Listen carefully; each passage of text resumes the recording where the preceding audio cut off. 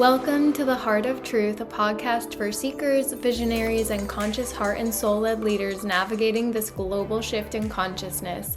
Hosted by Amanda Erin Kelly, author and founder of Illumina Wisdom School of Mastery, this podcast explores the full spectrum of our potential and the hidden mysteries of our world, both inner and outer. Let's dive in deep to the nature of reality and rise up ever higher into the light of truth as we navigate the hero's journey home to the heart of truth.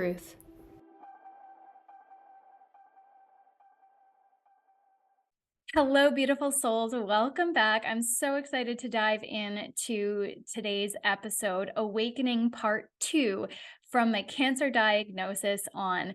And this is really the beginning of my deep dive into my healing journey that was sparked by this diagnosis. And it will go through 2020, so about 4 years there. And I will do a separate video from 2020 on because the amount of things that have happened in the last few years just ramped up. So separated into 3 parts in total. As I started getting into in the very end of that first awakening video, I was diagnosed in March 2016, March 22nd, and it immediately followed my Uncle Don's passing. So my Uncle Don had cancer himself, and honestly, I don't even remember the precise kind he had, but it was one of the kinds that was not a great one. He was on a clinical trial, and the clinical trial wasn't really going well, so he decided to take himself off the trial. And the doctor had given him 6 months, and he went within 3 days. That very night, I woke up with sharp shooting pain in my left shoulder. My dad had received the call, and it was one of the only times I've seen my dad cry in his life. He was the uncle that my dad was closest to, my dad's brother. They were closest in age. And that night I had some chest pain and a lot of coughing that was just getting worse, but I had gone to a couple doctors, hadn't figured it out yet. But that was the night that I woke up with very sharp shooting pain in my left shoulder. And I knew that morning I woke up and I knew this was not something I could wait any longer on. So I did what any self-respecting adult does. They start Googling symptoms, right? So that morning I sat in bed after a very restless night and I was Googling my symptoms, and what I came up with was pulmonary embolism and cancer. And of course, I would only entertain pulmonary embolism, but I called up my doctor. I said, I need a CT scan this afternoon. And the receptionist, she obviously thought I was a little crazy. She, on the other end of the line, I heard her kind of laugh, scoff, and like, who is this crazy girl? And she was like, you need a reason to get a CT scan. And I can guarantee you right now, you won't be getting one this afternoon. You need insurance approval. There's a whole process, yada, yada, yada. And I just paused and I was like, okay, well, what's the earliest appointment I can have this afternoon? And so I scheduled the appointment. I go in, talk to my doctor. I had seen him a few months prior to, address the minor pain in my chest. And because of that, he sent me down for an x-ray. He was like, well, you look healthy, you look fine, but we'll check it out. We'll make sure there's nothing actually wrong in there. So I go down, I change into the little gown. I'm like, oh, this is ridiculous. And I remember walking out of the x-ray room, and the technician, I could have sworn that he looked at me sideways as I walked out. And I did not want to entertain anything negative. So I was like, maybe he thinks I'm cute or something because he was young. Then I change. I go back up to my doctor's office, and he brings me back into the room. He pulls up the x-rays, and I see his face just kind of lock in position as he's looking at the screen. And he goes, Then he turns his screen and he points his pen in front of it and he says, you see this white film in front of your left lung? I have no idea what that is. And then he turns and he looks me in the eyes and he goes, "It looks like you've earned that CT scan after all."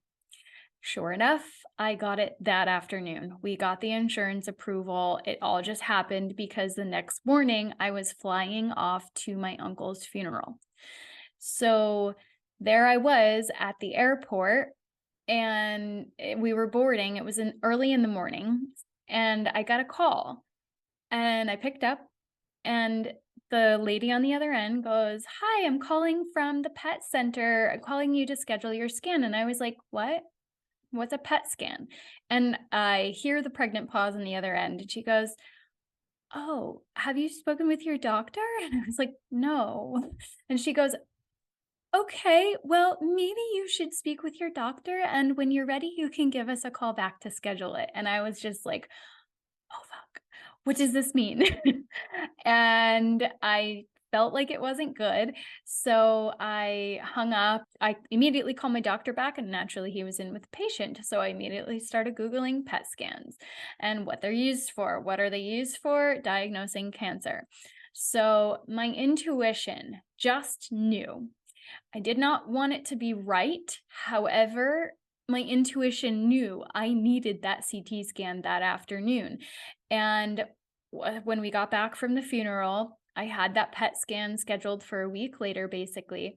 And then we scheduled the appointment with the surgeon. And this surgeon was one of the top chest surgeons in the country, I suppose you could say, arguably, because he was working in Manhattan and they're known to have a lot of the top doctors at the top hospitals.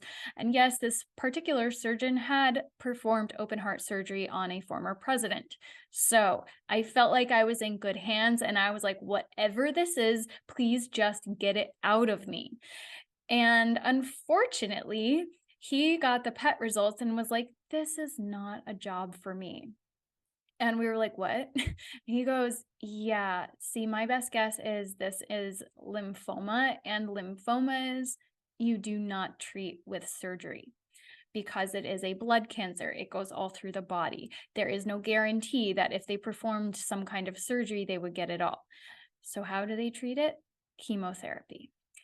So what happened next? I needed a biopsy to determine precisely what kind of cancer it was. And so then I had to schedule the biopsy. And when I went in for that biopsy, they had to go into my chest. And because of the location of this, they had, a disclaimer. And when I went in, it was early in the morning and I had low blood sugar. I fainted, of course, when they put in the little IV, whatever the IV was, I don't even remember. And after going through that ordeal, I then had to get the biopsy. So they walk over and they're like, "We just want you to know, and we have to tell you that there is a chance that we will pierce your lungs or your heart. Are you aware of that? And do you want to proceed?" And I was like, "All right, just please do your job well, guys." Like, what am I supposed to say at that point, right?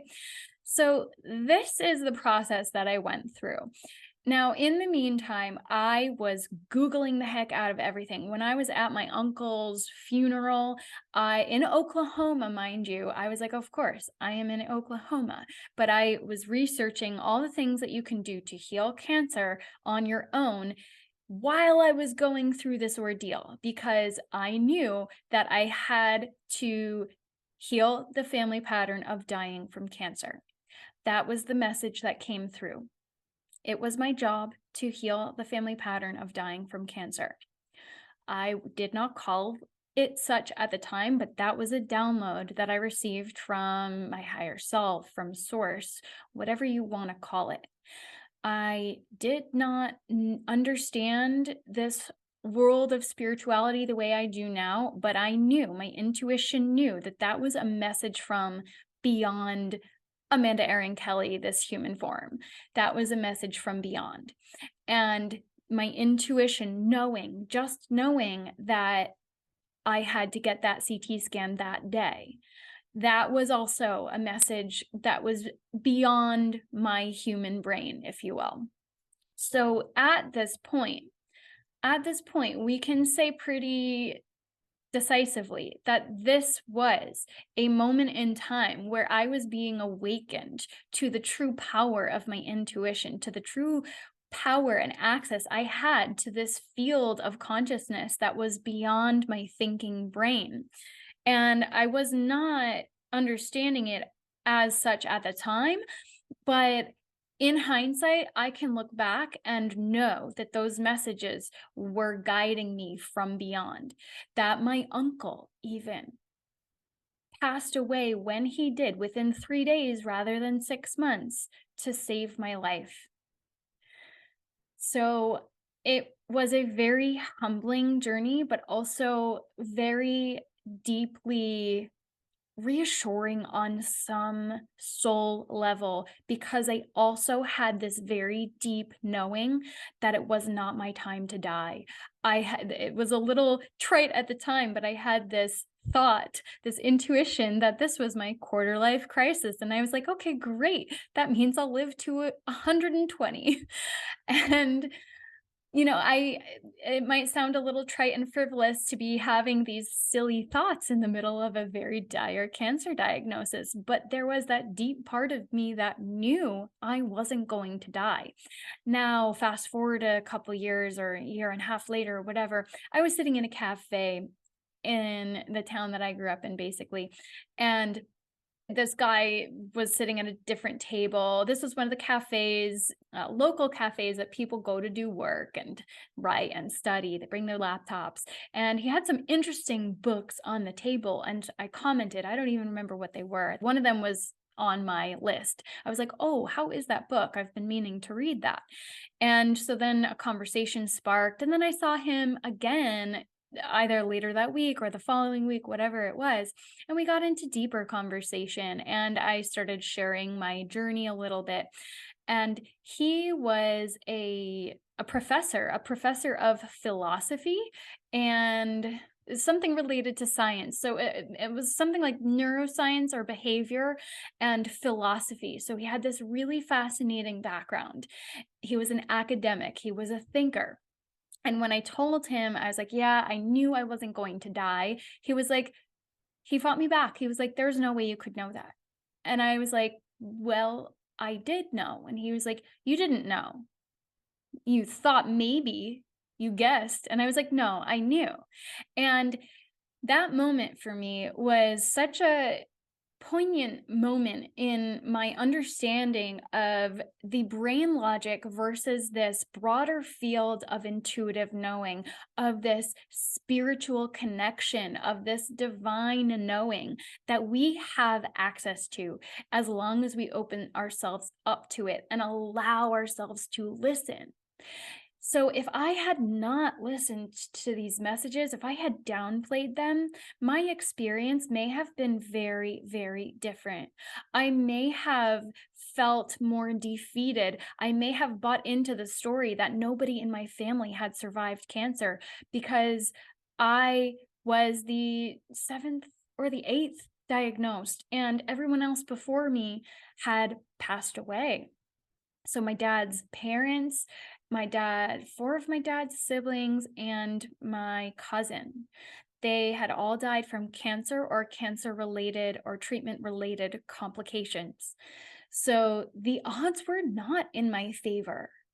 Had I looked at the quote unquote logic, the rational evidence stacked against me, that would not have been in my service. But instead, I had these very, very deep, profound knowings that I knew I was being helped, guided, protected, even though I didn't even put it in those terms. I knew there was something bigger that was happening through me. And it was my job to heal. It was my job to not just heal myself, but the family pattern of dying from cancer. And then fast forward, I learned more about epigenetics, and then I realized how much sense that makes. And then you get into that. I think this is a very typical Native American philosophy perspective of healing, going 7 generations back, but also 7 generations forward. So the deeper you go with your own healing, of healing a pattern of the trauma of these stuck emotions, you not only heal the family lineage going backward, but you heal it going forward. You heal it in both directions. So this healing is very profound. When we choose to heal, this changes everything for the family. Now, fast forward a couple years, and my dad was diagnosed. And fast forward a little longer, my cousin was diagnosed with the same cancer his father had been diagnosed with and passed away from. And here's the thing. I was so devastated that I had failed in my mission. But guess what? They both survived. And they both said that I had given them hope. So never discount the amount that your journey can inspire others, the amount that the way you show up in the world can give others hope and inspiration and a shift in perspective on what is possible. And I think that's the big thing. Possibility. Is it possible for us to survive? I didn't even entertain the possibility that I wouldn't.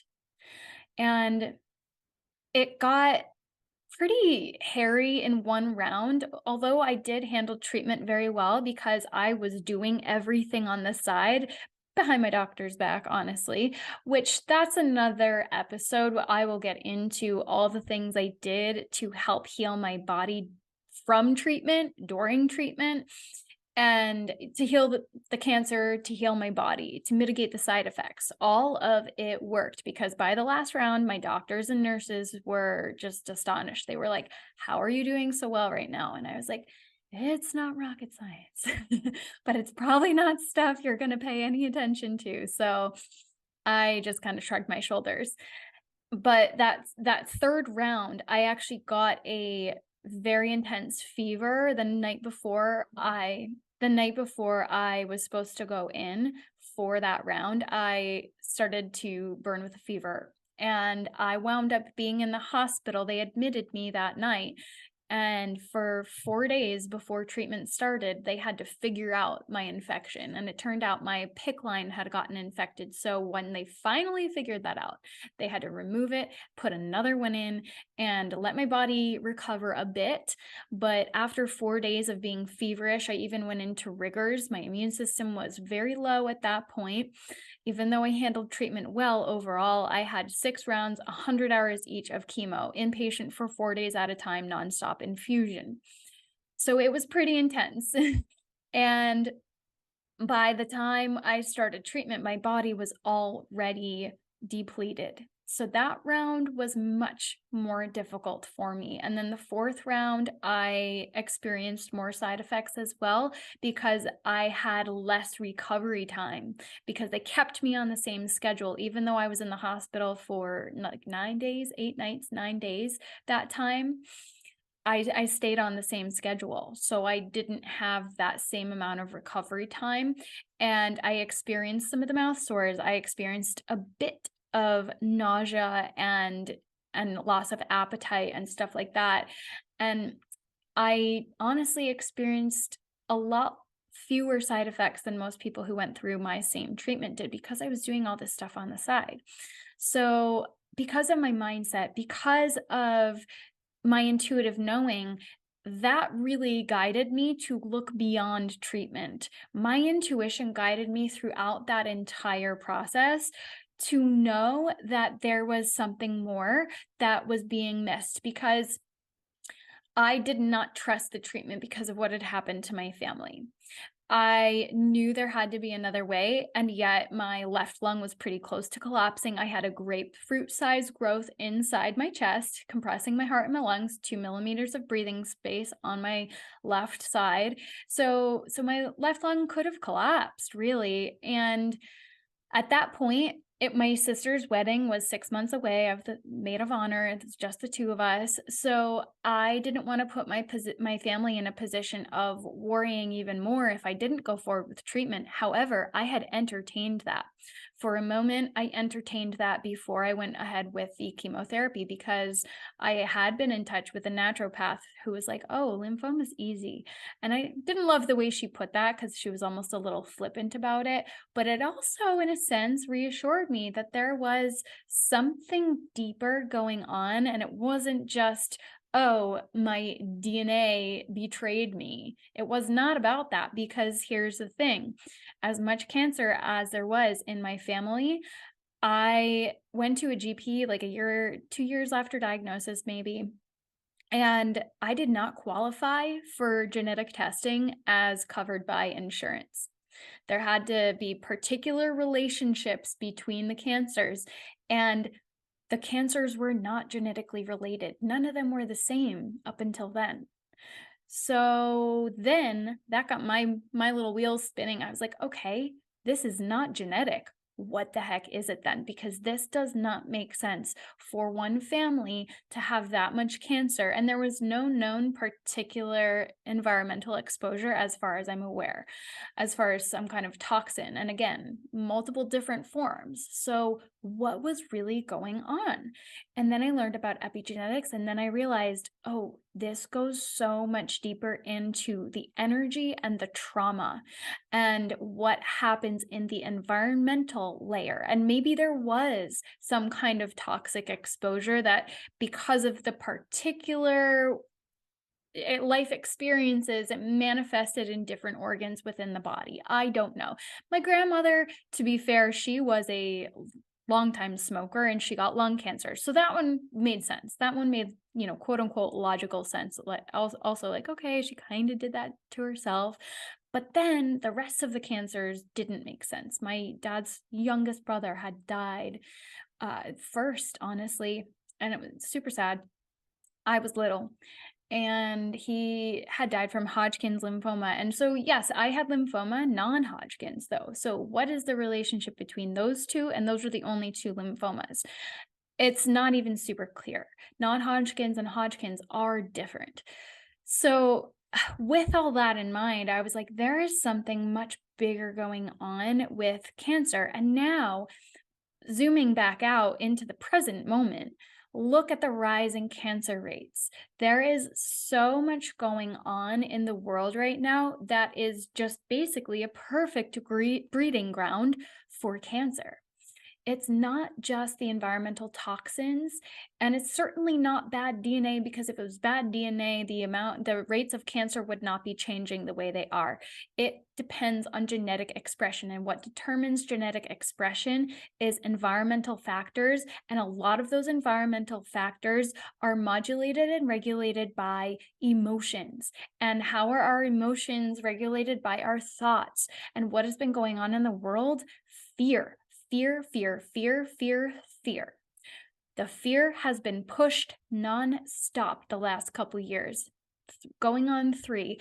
Isolation, one of the biggest risk factors for people passing away from cancer. People who don't have a social support network. They have done multiple studies on this. I found those studies when I was going through treatment.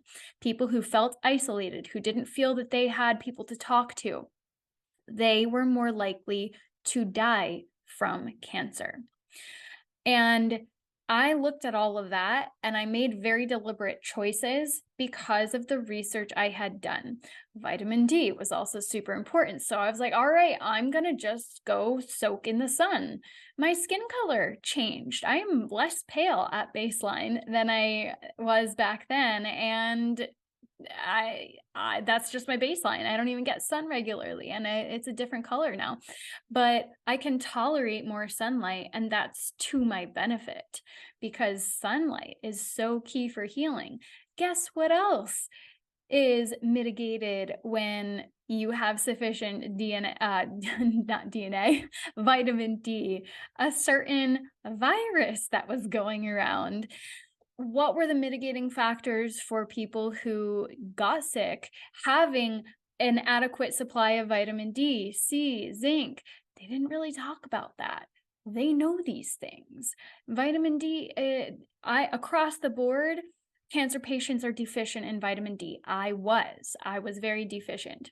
So there's so many layers to the actual healing part, but what happened was I started to see the way the system wasn't working. I went off birth control so I could freeze my eggs, and then I realized how harmful long-term use of birth control can be. I had been on it for about a dozen years only because it was convenient to know when it came. I went on it because I was a cheerleader in college.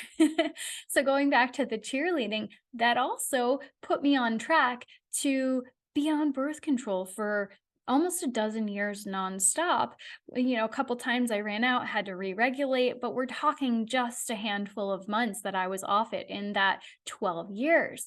And what does birth control do? One of the things is that it reduces magnesium in the body by a dramatic amount, and magnesium is implicated in over 300 bodily reactions. Super important mineral. What else is most of the population deficient in? Magnesium. But what exacerbates that? Birth control. We don't get nearly the same amount of nutrients as we used to from our food, but the pharmaceuticals that we ingest, the pollutants in our water, in our food, it's all draining us of these really, really crucial, important nutrients, these essential nutrients. So then I got deeper into the mindset. My background in psychology helped me immediately grab onto this. And I really started to see the power of my thoughts and emotions. I was visualizing myself being healthy and happy and healed very regularly. I was putting myself in the energy of being at my sister's wedding, cancer-free, happy, healthy, dancing. And everybody else around me, our whole family, was just celebrating pure joy. We could fully be in the moment with my sister and her wedding, not with this cloud of, is Amanda going to be okay, hanging over the whole thing. We did not want that. I did not want that. And I was not going to let that happen to my sister. So I was visualizing myself being completely healthy and healed at her wedding with my beautiful wig. And that's exactly what happened. I was healed by the wedding. I danced a lot. I had a great time. I was at her bachelorette party between rounds 5 and 6, no less. I, helped plan the bridal shower. I did most of the planning for all of those events. And, it gave me something to look forward to. What else did I do? I gave myself more things to look forward to during treatment and also after treatment. I immediately signed up for a health coaching program. As soon as treatment was over, I was like, this is it. And I also knew that that was the direction I wanted to go in, because I was like, I'm learning so much. I have to help people. Now, it's been a long journey getting myself into a place where I have felt I had a lot of trauma to work through, a lot of body healing to get through. But I was like, I've learned so much. And I booked myself a yoga retreat to look forward to. That was 2 weeks after treatment, or 2.5. 2.5 weeks after treatment, I was on a plane by myself to a yoga retreat. It was off season, so the plane was virtually empty. And the yoga retreat was amazing. I also was very ballsy and didn't think about the lung thing whatsoever when I decided to go scuba diving, but thankfully all was good. We didn't go very deep, but I literally dove headfirst back into life. And I was letting myself visualize all these amazing things I was going to do after treatment. And I really think that put me in the energy, the frequency of already being healed.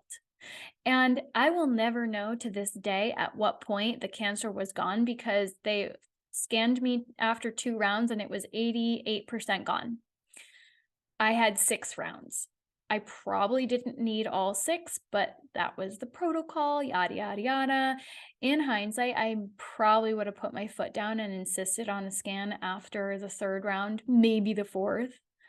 And I think my doctor knew that when I saw that it was gone, I wouldn't have finished treatment, because why get 200 excess hours of chemotherapy? Maybe 300, right?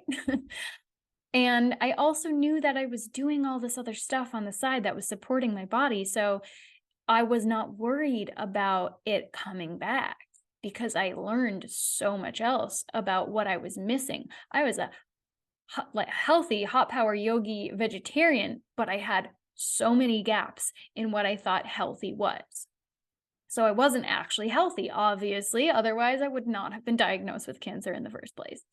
So I went through the health coaching thing. And at some point in that journey, in that process, I was living my life, went to this conference, super fun. But just after New Year's, I suppose it was, gut health issues kicked into high gear because chemo destroys the gut lining. So then I had the opportunity to go even deeper into all the ways in which cancer treatment really destroys the body. It destroys the fast healing cells, the chemotherapy itself does. And gut lining, part of the reason for most of the side effects is that the gut lining cells are replaced very quickly as well, just like hair cells, just like skin cells. That's why so many of the side effects, well, obviously I lost my hair, and many of the side effects are related to skin and the digestive tract, because those are the fast growing cells in the body, and chemotherapy targets fast growing cells. It does not discriminate. It does not target cancer. So everything suffers. And that's why people suffer greatly under these treatments, because it's literally poison to the body. It's literally killing the cells in your body. So I got further perspective and nuance into all the ways in which cancer patients are not supported after treatment, because they just drop you, basically. If your blood work looks good, it's a very baseline examination of your blood levels, by the way. Do you have enough white blood cells? Great. Are they increasing? Great. They didn't even make me get a scan, for the record, after my remission scan. I still haven't had a single one since. I've had blood work, but not a single one since. So the excessive scanning is also not good. Radiation, they overdo that for the vast majority, would be my guess. And that contributes a great deal to anxiety for a lot of people. They get scanxiety. It's a real thing for cancer patients and survivors. And I think there's a lot of unnecessary scanxiety going on out there. And there's so much fear in the way they push people into making decisions very quickly, into, getting these scans regularly, getting the blood work. I decided to opt out at a certain point when I felt healthy, and I took my healing into more holistic routes, because I was not getting the answers I needed from the traditional Western mentality. I was suffering greatly from insomnia. They put me on Ativan throughout treatment, and I was like, I'm done with all of this. So I stopped the Ativan, and I was still struggling a great deal with insomnia over a year later.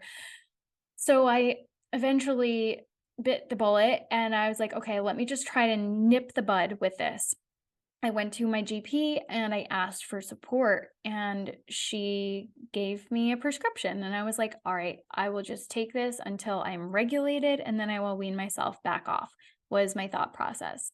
I took the thing for about a week, even though I had vowed no more pharmaceuticals. I was like, okay, I am struggling. I am suffering. This isn't changing. So I had dealt with gut health issues. I was still dealing a great deal with the insomnia. And about a week in, I woke up one morning and I could not stop crying. Could not stop crying. Sobbing. Deep, deep sobs. And I was in the depths of despair for no reason. Obviously, my life was not exactly where I wanted it to be. I was still healing, still hadn't figured out everything, but this was beyond frustration. This was true despair. And it was scary. It was a really scary feeling. I could not get myself out of it. I called my mom. I was living a few doors down from her at the time. And she came over, and she's not the person I would always call on to be supported in the past. And she was very concerned. And it was crazy because a little while after, I just snapped out of it. It ended. I was fine again. I could stop crying. And I was like, that was weird. My brain just snapped out of it. And I was like, what was that? And I was like racking my brain. I was like, what on earth could have triggered this? And all of a sudden, I was like, the only thing I've done different is take that pill. So I looked it up. Trazodone, sure enough, is an antidepressant. Antidepressants, a lot of them make people suicidal. It was the only time in my life where I ever understood how people got to that point. Not that I was at that point myself, but I felt so deep in despair. I did not see a way out. And I remember having this thought, I get it. I get why people get to that point. It was very jarring. And I am very grateful that I never did experience that again because I stopped taking the pill immediately. But it was just another example for me to see all the ways in which the system within which we work, both with physical health and mental health, how it is not a healthcare system. It is a medical industry. It is a medication industry based on profit, built on profit. Do you know how much my cancer treatment cost? $500,000 plus, over $500,000. Why do you think they wanted me to go through all 6 rounds? They would not have gotten nearly as much money if I'd only done 3 or 4. Of course, they weren't going to scan me after 3 or 4 because then I would have said no, and all of that profit would have disappeared. I know that's a pretty stark way of looking at it, but let's just look at the amount of profits these pharmaceutical companies make. 2022, Pfizer made over $100 billion in profit. What are their real interests here? We know we're only kidding ourselves if we don't acknowledge this. So that brings me back to how my intuition guided me away from becoming a doctor, from becoming a therapist. Even, I think I forgot to mention this in the previous episode, Awakening Part 1, that my intuition had also guided me away from getting a PhD. I had entertained that when I was in grad school, and I had discussed it with my advisor, and he was like, I would write you a letter of recommendation if this is the path you want to go forward on. And I really sat with it, and I did not like how much red tape there was in academia. There is a great deal of pressure to get funded, and to publish or die is a common phrase, publish or die. You have to get funding for your research. How do you get funding? Well, you have to get your research approved by certain organizations. If they don't like what you're studying, they're not going to fund it. If your results do not match what is in alignment with the current paradigm, with the current understanding, good luck getting published. You might get relegated to some obscure journal or something like that. But if you want to be taken seriously in academia, if you want to get published, you have to go with the current understanding. If you want to research really, if you really want to do your own thing, academia is probably not going to get you there. Those ivory towers come with a lot of red tape. So I realized that my path was so many times averted away from being within the system, but going through cancer and the recovery process allowed me to see everything that was really deeply wrong within the system very clearly by going through the belly of the beast myself. Fast forward, I finally moved to Miami a few months after that incident with the trazodone. I finally got to the bottom of my insomnia through my holistic Chinese medicine doctor that I found just a few blocks away from me. Definitely was guided, right? I needed sunshine, moved to the beach, found a holistic doctor that finally got to the root of my insomnia. Adrenal fatigue stage 3. Guess what stage 4 is? Kidney failure. The only stage that is recognized by Western medicine is kidney failure. They do not recognize the first 3 stages because there is no simple, quick fix pill they can throw at it. There is no expensive procedure they can prescribe. That is how our system works. It's dark, and that's the truth. It's very sad. that is the current mentality of so many people, of trusting the white lab coats over all else, trusting the experts over their intuition. This is what steers people in the wrong direction. Turning away from nature. This is what we have been doing, and this is where we have been going wrong. This was very much the journey that I was guided to go on so I could return to the truth that we are a part of nature, that we are not separate from nature, that we are not above nature, but that we are infinitely capable. Our potential has only been tapped to the minutest amount.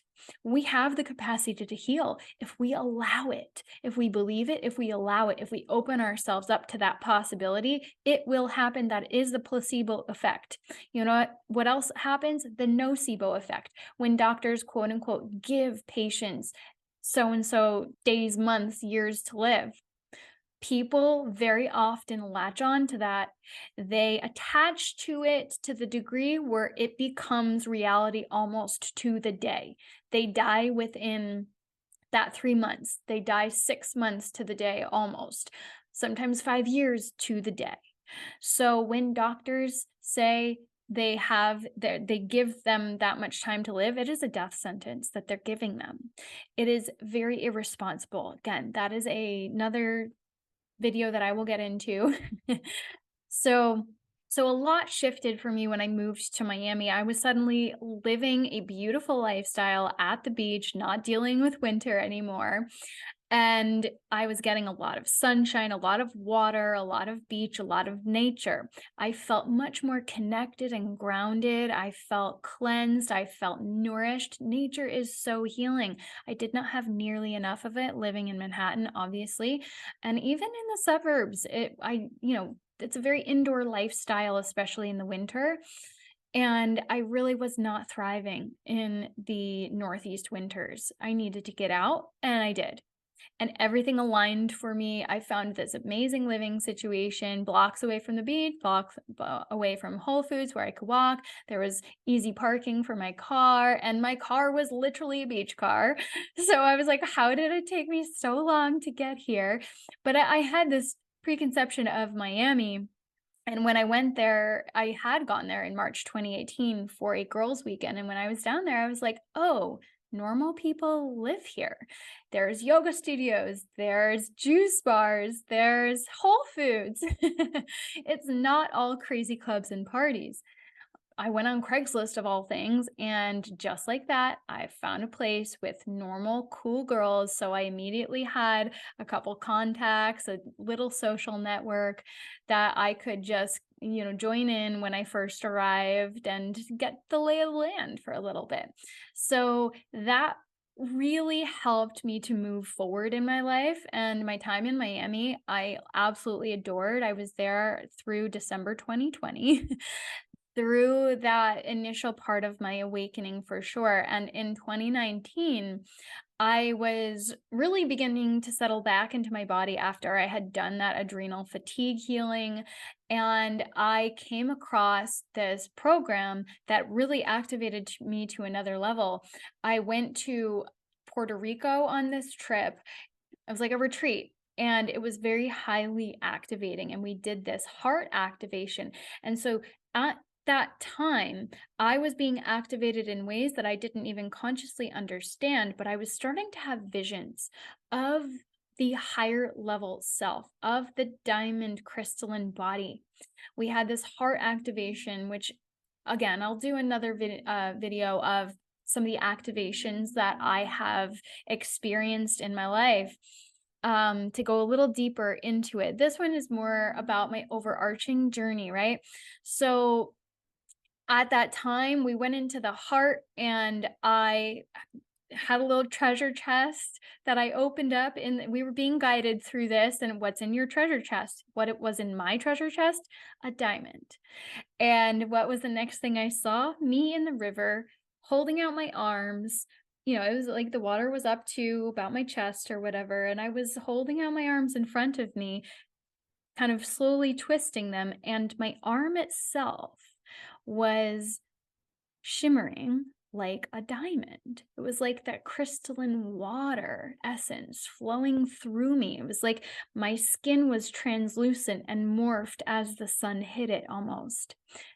Hard to explain. I wish I could create some kind of visual, or, what do they call those things? Like, not that it would be an NFT, but those like graphic things that people make these days with AI art, I suppose it is.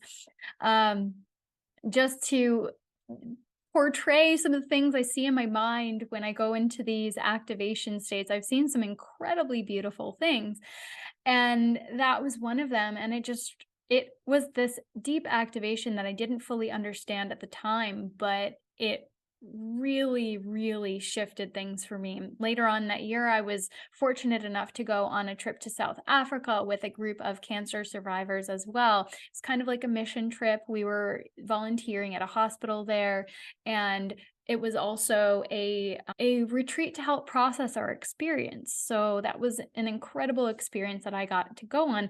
So things really started to open back up for me in 2019. I was brought to some beautiful, incredibly activating places in the world. Table Mountain in Cape Town. Wow. There is an incredible amount of potent energy there. And I got to go to the Cape of Good Hope.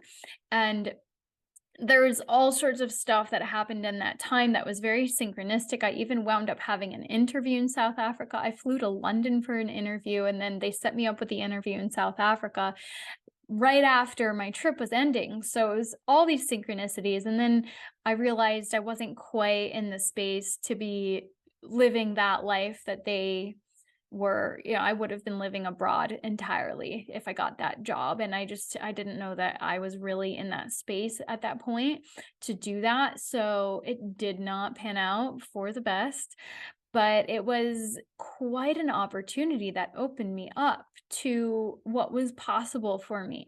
And it was also at some point in that time, that summer, after that retreat to Puerto Rico, that I had this idea for Healing Back to Wholeness, this program. And that was my guiding focal point. I knew it had to be a group program, and I knew it had to be this journey that people went on to embody that feeling of being whole. I didn't even know what that felt like yet. I knew I had to get there first myself. I felt like I was close. Little did I know the journey that I would be guided on. But it took me a couple years to figure out what that meant. And little did I know how much more nervous system healing I had to go through. But that vision has kept me going forward this whole time. That was back in 2019. It kept me focused on the goal of the feeling that I knew was possible, and the vision of what I was here to create. That helped me keep moving forward. My solar plexus also came back line 7 years almost to the day that I had that sexual assault experience where everything I felt had been sucked out of me. Almost to the day, my solar plexus started coming back online. And what do I mean by that? I literally felt my nerves in that region, because there's a huge cluster of nerves at each of the chakras. That nerve center started tingling, and I almost got a little concerned. I was like, what the heck is happening in my body right now? For a couple days, I just felt all these tingles, and I realized, oh my gosh, this again was my intuition. This is my solar plexus coming fully back online. So that was fascinating. And then there was, at some point that summer also, my head hit the pillow one night, and all of a sudden I was traveling through space and time. I had not been meditating. I had been reading the Gene Keys at that point. I had not been meditating. My head hit the pillow, boom, traveling through space and time. That's what it felt like, as if I was flying through the galaxy. And then the next night it happened again. And I just trusted it. I was like, okay, let's keep going. Where are we going? I just kept asking. I was like, okay, where are we going? And then it morphed into purple geometry, kept spinning through my third eye. And then it morphed. That purple kept morphing. That geometry started forming into beings. And I had a very clear vision of a man all of a sudden. And that man very quickly morphed into another man, another man, another man, another man, another man, another man, another man, like flashing through my brain, very vivid images of men, as if we were going back in time, like 1700s, and then all the way back to like Neanderthal, whatever. I was like, what is happening? And my intuition very clearly told me after that was all the men that had taken advantage in past lives. And I was shocked. I was blown away. And that was part of some kind of healing process. And all of this stuff takes a while to integrate. So when we have these kind of pivotal, profound moments, it doesn't mean you have that and you're fully activated and everything's healed and perfect. And now all of a sudden you can see beings and stuff like that. For some people, yes, that happens, but everybody has their own journey. And I'm just sharing mine because my journey is very unique compared to anyone else's. And that's exactly the point. And hopefully me sharing my journey might trigger some sparks of knowing for anybody who comes across this, because in hindsight, I can go back and put these pieces together in sequence and see how it was all guiding me forward and how none of it was accidental and how even the timing of everything was perfect in a way. And how I've needed to integrate. I got very impatient and very frustrated at many points in my journey because I was like, why is it taking me so long to figure my shit out? And it's this deep trust that you have to surrender into and know that this is all guiding you somewhere really, really potent. When you're going through these kind of activations, when you're going through these journeys, there's always a reason for it. I can see very clearly that I had to experience everything I did to get to this point where I am now, where I have embodied knowing of a lot of the difficulties that so many people experience. You know, we all have our particular lens, but there's so much commonality to what we experience, right? So I've had narcissistic bosses. I've also had very incredible manifestation experiences. I was like, oh, I would love to go on a 100-foot yacht when my friend had told me about being invited on a yacht day, and it turned out to be a 100-foot yacht. I was like, I would love to go on a 100-foot yacht. A few weeks later, I got an invitation to go on a boat. Turned out it was 98-foot yacht. I was like, well, that's close enough, universe. Thank you very much. But I also learned about energetic self-sabotage when we get the thing we want, but then something else falls out the back end. I had to go through a great deal of financial struggle. I was getting back on my feet, working 3 jobs at once at one point. That didn't last very long. I did not have the energy for that. But yeah, I was doing everything I could at certain points to get back, but this goal kept helping me move forward because there was a lot of moments of pain and frustration because I was exhausted. My body wasn't cooperating. Nothing was seeming to fall into place. I was like, why is this so difficult? Why do I keep facing challenge after challenge after challenge? Why is none of it working? I went deeper into the trauma. I went deeper into the alignment. I went deeper into the worthiness and the purpose and all of it. And finally, things began to shift by 2020. So I will leave it off there. And I can't wait to pick up in the next episode with how things really took off for me in 2020. And we all know what a pivotal year that was for humanity. So we'll dive in shortly, onward and upward in love and light. Thank you so much for being here. And I look forward to sharing more soon. Thank you for tuning in to the Heart of Truth podcast with your host, Amanda Erin Kelly. If you enjoyed this episode, please consider leaving a rating or review on your favorite platform. And if you'd like to go deeper, grab your copy of my book, Let There Be Light, and join us inside the free community in Illumina Wisdom School, where you can access free resources to jumpstart your journey, such as a higher self activation and the Body Temple Blueprint Masterclass, as well as explore the plethora of resources, including awakening Awakening Fundamentals, and Luminary, my signature path to wholeness and mastery to help you become your own healer and sovereign authority. You can access everything at thisartcalledlife.com or find the links down in the show notes below. Until next time, onward and upward in love and light as we journey home to the heart of truth.